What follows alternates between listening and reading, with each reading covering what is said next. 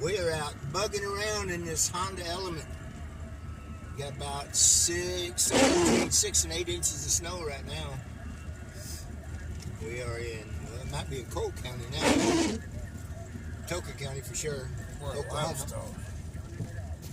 Going uphill. Not going to a ski resort.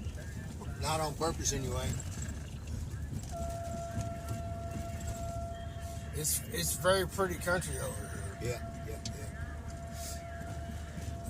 Roads are snowed, or they're packed in with, like Cody was saying, 5 or 6 inches of snow.